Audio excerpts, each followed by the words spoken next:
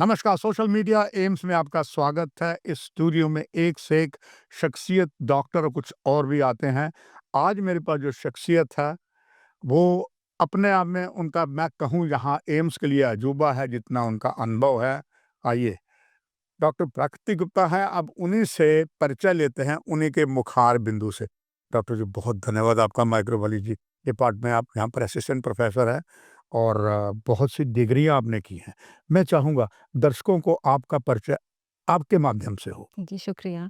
मेरा नाम है डॉक्टर प्राकृति गुप्ता। मैं यहाँ assistant professor department of microbiology में हूँ। मैंने जॉइन किया है एज़ असिस्टेंट प्रोफ़ेसर। मैंने एमबीबीएस जीएमसी जम्मू में से ही की है। वहाँ पे मेरी डिस्टिंक्शन थी माइक्रोबायोलॉजी और फ़ार्माकोलॉजी में। फिर मैंने पीजीआईएमईआर से एमडी की है, जहाँ से मैं गोल्ड मेडलिस्ट हूँ। मैंने 6 साल तक पीजीआई में काम किया। उसके अलावा मुझे 6 एंड हाफ ईयर्स का एक्सपीरियंस है एंड मेरी रिसर्च पब्लिकेशंस हैं इंटरनेशनल और नेशनल जर्नल्स में अराउंड 75 पब्लिकेशंस है मेरी। मैंने बहुत सारे 5-6 प्रोजेक्ट्स हैंडल किए हैं नेशनल, इंटरनेशनल एंड देन मुझे अवार्ड्स मिले हैं इंटरनेशनल एंड नेशनल सोसाइटीज़ से बहुत सारे। मैं तो आपकी बातें सुनकर बहुत मुझे अभिमान हुआ और अपने आप को मैं गर्व की बात सोचता हूँ कि डॉक्टर प्रोफेसर शक्ति गुप्ता की कमान में उनकी पारखी नज़रें आप पर पड़ी। आपकी सेवाएँ अब पेशेंट लेंगे, ये सौभाग्य होगा। डॉक्टर जी, ना केवल जम्मू कश्मीर का, लगे हुए साथ में जो ज़िला हमारा, जिसे हम स्टेट कहते हैं, देवभूमि, 5 दरियाओं की धरती पंजाब में। माइक्रोबायोलॉजी डिपार्टमेंट में है डॉक्टर साहब, आजकल इन्फ्लुएंजा वगैरह बहुत चल रहा है। ये क्या है? इसके बारे आपसे नॉलेज लेकर दर्शकों तक पहुँचाना चाहता हूँ। हाँ जी। इन्फ्लुएंज़ा बेसिकली एक वायरस से होता है, जो कि हमारे रेस्पिरेटरी ट्रैक्ट को इन्फेक्ट करता है। रेस्पिरेटरी ट्रैक्ट यानी कि नाक, गला और फेफड़ों तक जा सकता है। बेसिकली ये एक वायरस होता है, जो कॉमन कोल्ड होता है, उससे थोड़ा-सा भिन्न होता है। कॉमन कोल्ड माइल्ड रहता है, ये जानकारी बहुत ज़रूरी है क्योंकि मरीज़ों में ये दिक्कत रहती है कि कॉमन कोल्ड है कि फ्लू है।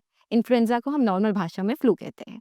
कॉमन कोल्ड माइल्ड होगा, 2-3 दिन में खुद सेटल हो जाता है। लेकिन जो फ्लू या इन्फ्लुएंज़ा होता है, उसके सिम्पटम थोड़े से सिवियर रहते हैं। यानी कि हाई ग्रेड बुखार होगा मरीज़ को, फिर उसे खाँसी-ज़ुकाम होगी, लेकिन वो जो है शरीर टूटता है। जैसे मरीज़ बोलता है कि कल तक मैं ठीक था, लेकिन आज शरीर टूट रहा है बहुत ज़्यादा मेरा और मुझसे कुछ काम नहीं हो रहा, बहुत थकान हो रही है। तो वो सिम्पटम्स जो होते हैं, वो इन्फ्लुएंज़ा के होते हैं।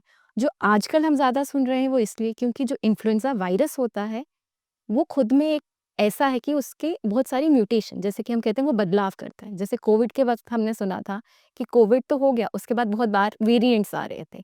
उसी तरह इन्फ्लुएंज़ा में सब टाइप्स होते हैं। इन्फ्लुएंज़ा 3 प्रकार का है, ए, बी, सी। ए ही हमें इन्फेक्ट करता है, लेकिन ए भी हर साल बदल-बदल कर आता है। उसमें थोड़े-थोड़े बदलाव होते रहते हैं। इसी वजह से जब वो थोड़ा बदल कर आता है, तो उसके केस बढ़ जाते हैं और थोड़ा-सा पैनिक हो जाता है। अभी जो पैनिक दिल्ली में बहुत केस हुए थे, वो था H3N2 से। H3N2 के बहुत केस हो गए थे, लेकिन ऐसा नहीं कि कोई वायरस नहीं आता, वो इन्फ्लुएंज़ा का ही एक प्रकार है। वैसे ही हर साल H1N1 भी आता है, सर्दी में फ्लू सीज़न आता है, तो इन्फ्लुएंज़ा ए के ही एक डिफरेंट प्रकार के वायरस आते हैं। तो डरने वाली कोई नीड नहीं होती है इसमें, जानकारी ज़रूरी है। इसलिए हर साल आएगा, लेकिन थोड़ा बदल कर आता है। और इसमें डॉक्टर साहब एक और चीज़ आम देखी है, पैनिक बड़ा हो जाता है। हाँ जी। उस पैनिक से कैसे बचा जाए? और सिम्पटम कुछ और भी ऐसे हैं कि एक बार पैनिक में आ गया तो फिर कई बार होता नीम हकीम खतरे जाना, जब तक आपके पास पेशेंट पहुंचा तब तक कई जगह और जब जी हाँ। गया तो इन्फेक्शन ज़्यादा हो जाती है। पैनिक इसीलिए होता है क्योंकि हर साल बदल कर आता है, तो हमारी जो इम्यूनिटी है वो थोड़ी उस वायरस के लिए इतनी नहीं होती, तो केस बढ़ जाते हैं। जैसे H3N2 के लिए इतनी इम्यूनिटी नहीं थी, तो थोड़े से केसेस बढ़ गए। जब केस बढ़ते हैं तो लोगों को लगता है कोविड के बाद से स्पेशली कि कोई नया वायरस आ गया है, तो पैनिक बढ़ने का चांस हो जाता है। इसमें डरने वाला कुछ नहीं है, हमें पता होना चाहिए कि फ्लू सीज़न जब भी आएगा, थोड़ा-सा वायरस जो है वो बदल कर आएगा। इसीलिए इसके लिए जानकारी सबसे ज़्यादा ज़रूरी है। मरीज़ को जानकारी होनी चाहिए। अगर लगे सिम्पटम, जैसे कि मैंने कहा कॉमन कोल्ड से थोड़े से अलग है, बुखार एकदम से चढ़ेगा, तेज़ चढ़ेगा, खाँसी होगी, फेफड़ों तक जा सकता है। अगर हम मरीज़ डॉक्टर के पास नहीं जाएगा तो निमोनिया होने का चांस रहता है, इसलिए डॉक्टर के पास जाएँ। जब भी लगे शरीर ज़्यादा टूट रहा है, खाँसी-ज़ुकाम के साथ बुखार कम नहीं हो रहा है, खुद से दवा ना लें, डॉक्टर के पास जाएँ। डॉक्टर को जब लगेगा, वो आपको डायग्नोसिस के लिए आगे भेजेगा। बस यही ज़रूरी है। तो प्रकृति में एक और चीज़ आम आपने देखा है, जैसे मौसम ऐसा आ गया, हाँ जी, सर्दी होती है, ज़ुकाम होता है, वो थोड़ा केयरलेस हो जाता है। बिल्कुल। इसके बाद और इन्फेक्शन ज़्यादा बढ़ जाती है। हाँ जी। ऐसे में आप क्या दर्शकों को कहना चाहेंगे ताकि इससे बच जाए? नहीं तो जब जहाँ इन्फ्लुएंजा में आया था तो बहुत दिक्कत हो जाएगी। हाँ जी, बिल्कुल। टाइमिंग बहुत ज़रूरी होती है इसके लिए। मरीज़ को जैसे ही लगे कि बुखार, पैरासिटामोल तो हर बंदा ले लेता है, लेकिन पैरासिटामोल से ज़्यादा कोई दवा नहीं लेनी, बुखार भी हो गया। ऐसे नहीं कि एस्पिरिन ले ली, मार्केट में केमिस्ट के पास गए, एंटीबायोटिक दे दिया, ज़िथ्रो ले ली, कुछ भी ले ली, वैसा नहीं लेना है। तो मरीज़ को ये ध्यान रखना है कि जैसे ही सर्दी-ज़ुकाम ज़्यादा लग रहा है या लग रहा है कि खाँसी है, ज़्यादा लग रही है, गले में ड्राई है या फिर बलगम सी आ रही है, तो उसे ध्यान देना है कि जब तेज़ बुखार है और नहीं जा रहा है, तो वो डॉक्टर को कंसल्ट करें। ऐसा नहीं कि इग्नोर करें, क्योंकि कॉमन कोल्ड से इसके सिम्पटम अलग हैं। कॉमन कोल्ड माइल्ड रहेगा, वो एकदम ठीक हो जाएगा। उसके सिम्पटम ऐसे नहीं होंगे कि आपसे उठा ही नहीं जाएगा, बुखार कम ही नहीं होगा। तो आपको डॉक्टर के पास जाना ज़रूरी है, क्योंकि ट्रीटमेंट जो है वो डायग्नोसिस होगा, उसी पे डिपेंड करती है। इसके लिए दवा होती है, तो वो हम आगे बात करेंगे, लेकिन दवा होती है उसके बारे में। कॉमन कोल्ड के लिए आपको दवा की ज़रूरत नहीं होती, तो इसलिए डॉक्टर के पास जाना ज़्यादा ज़रूरी रहता है, टाइम रहते। ये नहीं कि सर्दी है, विंटर आया, फ्लू सीज़न विंटर के ही साथ आता है, तो हम इग्नोर कर दें। लेकिन अगर ज़्यादा सिम्पटम है और स्पेशली हाई रिस्क ग्रुप रहते हैं कुछ, उनमें इसकी ज़्यादा दिक्कत है। जैसे कि जो बुज़ुर्ग रहते हैं, एल्डरली पेशेंट है 60-70 के करीब के, उनको ज़्यादा ध्यान रखना है। जो दवा पर हैं, कुछ लोग ट्रांसप्लांट के पेशेंट होते हैं या स्टेरॉइड्स पे होते हैं, जो प्रेग्नेंट महिलाएँ रहती हैं, उनको ध्यान रखना है। वो हाई रिस्क ग्रुप में आते हैं इन्फ्लुएंज़ा के लिए, उनको डॉक्टर की सलाह लेनी ज़रूरी है, क्योंकि डायग्नोसिस ज़रूरी है। साहब, वो तो पेशेंट लकी होगा जो आपके पास यहाँ आ जाएगा एम्स में। बहुत पेशेंट आ भी रहे हैं। पर कई बार ऐसा होता है पेशेंट आपके पास लेट आता है, कहीं डॉक्टर के पास चला गया, डॉक्टर अच्छा करता पर वो उसके पास अनुभव नहीं है जो आपके पास है। ऐसे में उनको आप क्या सलाह देंगी? आप कभी भी जा रहे हैं, डॉक्टर के पास जा रहे हैं, आपको एंटीबायोटिक बिना डॉक्टर की सलाह के, प्रिस्क्रिप्शन के नहीं लेनी है। एस्पिरिन, एंटीबायोटिक्स ये सब नहीं लेना है, जब तक आपका एक प्रॉपर डायग्नोसिस नहीं बना है। बहुत सारे लोग जाते हैं, केमिस्ट से ही ले लेते हैं, डॉक्टर तक तो पहुँचते ही नहीं हैं। केमिस्ट एंटीबायोटिक दे देता है, वो ले लेते हैं। अब उससे क्या होता है, एंटीबायोटिक ले लेंगे, वो एक अपने में बहुत बड़ी प्रॉब्लम है। एंटीबायोटिक रेज़िस्टेंस फैलती है, फिर जब एक्चुअली आपको बैक्टीरियल इन्फेक्शन होगी, वो एंटीबायोटिक, वो दवा भी काम नहीं करेगी। और अगर आप लेट जाएँगे किसी भी अनुभवी डॉक्टर के पास, तो कॉम्प्लिकेशन हो जाएगी। जो गले तक की दिक्कत थी, वो निमोनिया में बदल सकती है, वो फेफड़ों तक चली जाती है।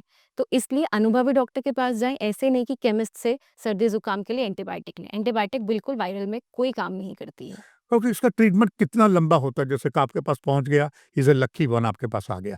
इसका ट्रीटमेंट कितनी ड्यूरेशन का होगा?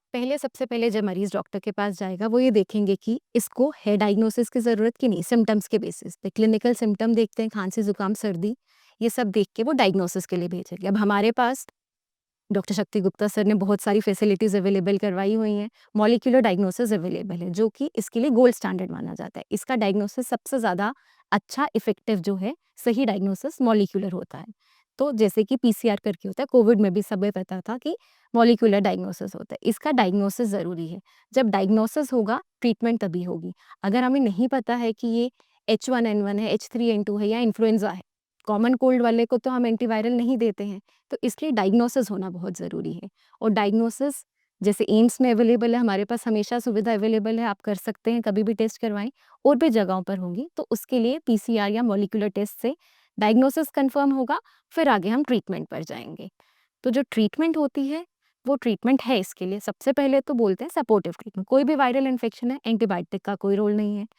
हाइड्रेशन लें, फ्लूइड्स लें अच्छे से, यही बोला जाता है। रेस्ट करनी चाहिए, कफ एटिकेट्स होते हैं, वो आप मेंटेन करें।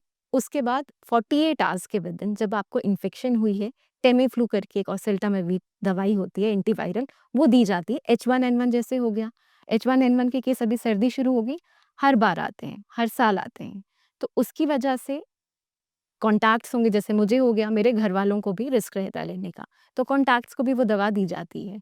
तो वो दवा जो है, लेकिन वो आपका डायग्नोसिस कन्फर्म होगा मॉलिक्यूलर के बाद कि वो H1N1 ही है या H3N2 ही है, तभी दवा दी जाएगी। इसीलिए टेस्टिंग जो लैब डायग्नोसिस है, क्लिनिकल के साथ-साथ वो ज़रूरी हो जाता है।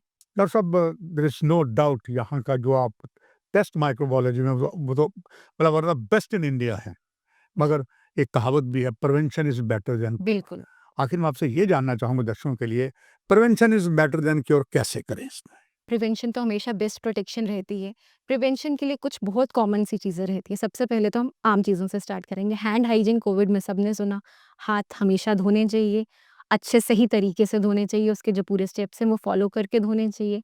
आप हाथ नहीं धो सकते, सैनिटाइज़र का इस्तेमाल करें। खाँसी-ज़ुकाम है तो बंदे को पता है कि अभी फ्लू सीज़न है, मुझे फ्लू हो सकता है, लोगों के ज़्यादा कॉन्टैक्ट में ना आएँ। बाहर जा रहे हैं, एक सर्जिकल मास्क, नॉर्मल सा जो मास्क होता है वो पहनें, क्लॉथ मास्क पहनें।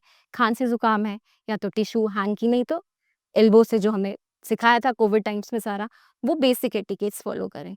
उसके अलावा फ्लू की वैक्सीनेशन होती है। हर साल एक फ्लू की वैक्सीनेशन गवर्नमेंट सीडीसी इनफैक्ट जो वर्ल्ड की बॉडी है, सीडीसी एडवाइस करता है, हर साल वैक्सीनेशन चेंज होती है।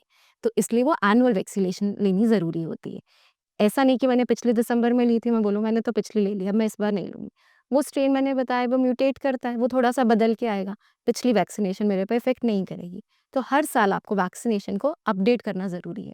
इसीलिए गवर्नमेंट बोलती है हर साल लें। Health care Is workers it के that लिए available in AIIMS? Flu vaccine हम हेल्थ केयर वर्कर्स के लिए भी एडवाइस करते हैं क्योंकि हम भी हाई रिस्क पे हैं और सब नहीं भी ले सकते। एटलीस्ट जो हाई रिस्क प्रेग्नेंट फीमेल्स हैं, बुजुर्ग हैं या कोई लॉन्ग दवाई पे हैं, टीबी वगैरह के बाद स्टेरॉइड्स पे हैं जो लोग, तो उन लोगों को तो पक्का ये वैक्सीनेशन लेनी चाहिए। वैक्सीनेशन लेंगे आप, नॉर्मल हैंड हाइजीन का एटिकेट, सैनिटेशन, हाइजीन मेंटेन करेंगे तो फ्लू से डरने का नहीं है खतरा इतना। बहुमूल्य बातें आपने बताई इस बीमारी के लिए। आखिर में गागर में सागर भरते हुए आपका एक संदेश जी बिल्कुल। सभी दर्शकों के लिए। मेरा संदेश यही है कि फ्लू से डरने वाली कोई बात नहीं है। फ्लू हर साल आता है, वो आएगा। क्योंकि इन्फ्लुएंज़ा वायरस आरएनए वायरस है, थोड़ा-थोड़ा म्यूटेट बदलाव करके वो आता है। तो कभी भी डरें नहीं। अपने नॉर्मल हाइजीन मेंटेन करें, एटिकेट्स मेंटेन करें। जितना हो सके फ्लू वैक्सीनेशन को अपडेट करें, हर साल वैक्सीन लगवाएँ और इससे घबराएँ नहीं because information is the key to such problems because ये एक नॉर्मल है, सपोर्टिव ट्रीटमेंट भी अवेलेबल है, वैक्सीनेशन भी अवेलेबल है। तो इससे डरने वाला कुछ नहीं है। बस इन्फॉर्मेशन के साथ रहें और सुरक्षित रहें। डॉक्टर प्रदीप जी, आपका बहुत-बहुत धन्यवाद। दर्शकों, एक और नया अध्याय डॉक्टर साहब ने आपको दिया, आपको लाभ देगा। कार्यक्रम की यहीं समाप्ति। पुनः डॉक्टर साहब को धन्यवाद करते हैं। धन्यवाद। नमस्कार।